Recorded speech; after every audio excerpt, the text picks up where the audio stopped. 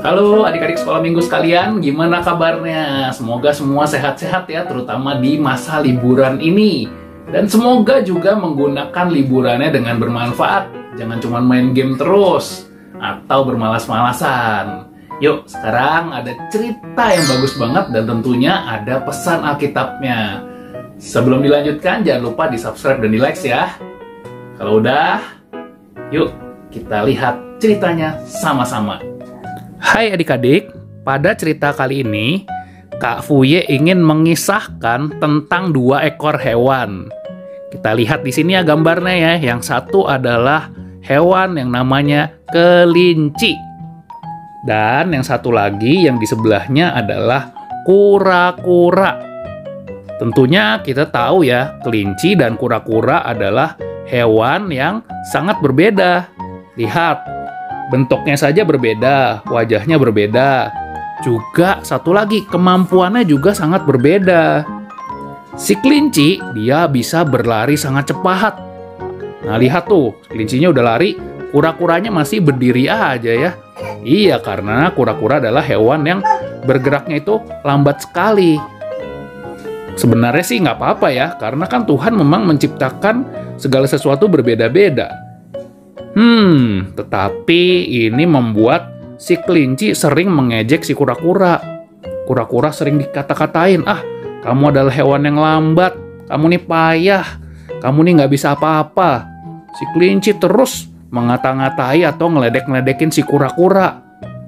Hal ini membuat lama-lama si kura-kura, dia menjadi tersinggung ya, dia menjadi agak marah juga. Tapi tentunya walaupun marah, dia ingin menyelesaikan ini dengan cara yang baik. Lalu kura-kura bilang sama kelinci, "Hei kelinci, kalau begitu bagaimana kalau kita berlomba saja? Kita berlomba lari yuk." Hah? Berlomba lari? Si kelinci malah menertawakan kura-kura. Dia tertawa sangat kencang. Hahaha, lomba lari, aku pasti menang. Kamu pasti kalah. Iya, kita lihat saja ya. Di hari yang sudah ditentukan untuk perlombaan lari, kita bisa melihat banyak sekali hewan-hewan yang penasaran. Mereka ingin melihat siapa sih yang bakal menang, si kelinci atau kura-kura yang bakal menang ya. Kita lihat tuh, kelinci datang dengan sangat percaya diri. Dia berjalan dengan tegap karena merasa aku pasti menang. Sementara kura-kura, dia sepertinya tegang ya. Dia mungkin khawatir ya bakal kalah ya, karena kura-kura kan jalannya sangat lambat. Si beruang lalu mengangkat bendera, tandanya sudah boleh berlari. Dan kelinci berlari dengan sangat cepat sekali. Sampai sudah nggak kelihatan lagi. Sementara kura-kura, waduh, kura-kura kok masih di situ-situ aja ya. Masih di dekat bendera dia. Lambat sekali jalannya. Aduh, bagaimana ini? Mana bisa menang dia? Iya, sementara si kura-kura berjalan dengan lambat, si kelinci sudah berlari sampai di sebuah kebun wortel. Di kebun wortel itu dia berpikir, sebentar lagi aku juga menang. Sebaiknya aku makan dulu saja. Kura-kura itu lambat sekali, tidak kelihatan bahkan dari sini. Kelinci lalu mulai makan, hap hap hap hap hap. Setelah dia makan kenyang, dia masih melihat ke kanan dan ke kiri. Mana si kura-kura? Nggak kelihatan si kura-kura. Payah sekali, benar-benar payah. Sudahlah, habis makan kayaknya aku ngantuk nih. Sebaiknya kalau ngantuk ngapain ya? Oh iya, kalau ngantuk mendingan tidur aja. Ini kan lombanya, aku udah pasti menang. Kelinci pun lalu dia tidur. Dia tidur dengan nyenyak. Sementara kura-kura, dia jalannya lama sekali. Lama sekali. Sampai akhirnya dia tiba di kebun wortel, dia melihat, wortelnya sudah habis. Sepertinya ada yang makan wortel ini. Mungkin si kelinci kali makan wortel ya. Aku juga lapar sih sebenarnya, pengen makan. Tapi nanti kalau aku malas-malasan makan, aku kalah. Ini aja aku lambat banget jalannya. Si kura-kura pun lalu dia tetap jalan terus melewati kebun wortel itu. Ketika sedang berjalan, dia melihat, rupanya itu si kelinci sedang tidur. Enak banget tidurnya. Aku juga ngantuk sih, capek sebenarnya. Aku pengen tidur. Udah lambat sekali jalannya. Tapi jangan deh, nanti kalau si kelinci bangun, dia lari aku nanti kalah. Si kura-kura pun lalu dia terus berjalan dengan lambat. Sampai kelinci pun akhirnya terbangun. Waktu dia bangun, dia lagi-lagi bicara dengan sombong. Mana itu kura-kura nggak kelihatan? Pasti sudah kalah dia. Mungkin dia sudah menyerah dia. Udah pulang dia ke rumah ya. Aku nggak ngelihat lagi si kura-kura. Dia tengok ke kanan, tengok ke kiri. Dilihat loh, itu kura-kura. Kura-kura itu sudah mau mencapai garis finish. Dia sudah mau selesai. Waduh, gawat. Kelinci pun buru-buru ingin berlari secepat-cepatnya. Tetapi rupanya kura-kura yang berjalan pelan tapi nggak berhenti-berhenti, dia yang duluan selesai. Wah, kura-kura selesai melewati garis finish. Kura-kura lah yang menjadi pemenangnya ternyata. Wah, dia menang. Hewan-hewan lain pun bertepuk tangan.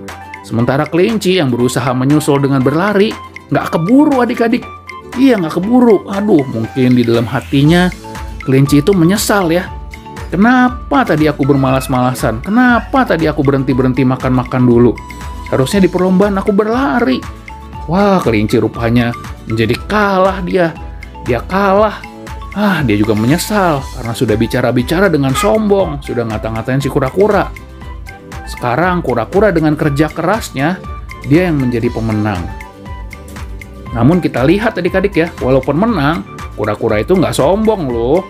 Ya, tidak membalas mengata-ngatai si kelinci. Kura-kura tetap mau menjadi sahabat si kelinci. Dan mereka berteman lagi. Mereka berteman dengan baik. Dan kelinci pun juga sudah tidak mau sombong lagi dia. Dia mau berubah menjadi hewan yang lebih baik. Gimana tadi ceritanya? Bagus banget kan? Si kura-kura yang lambat, yang dianggap nggak bakal menang, tapi ternyata dengan kerja kerasnya, dia bisa menang. Sementara itu, si kelinci harusnya bisa berlari cepat ya. Harusnya dia menang, malah kalah. Karena apa tuh? Karena dia mungkin males-malesan ya. Dia cuma ngomong doang, bisa menang. Tapi jadinya kalah kan?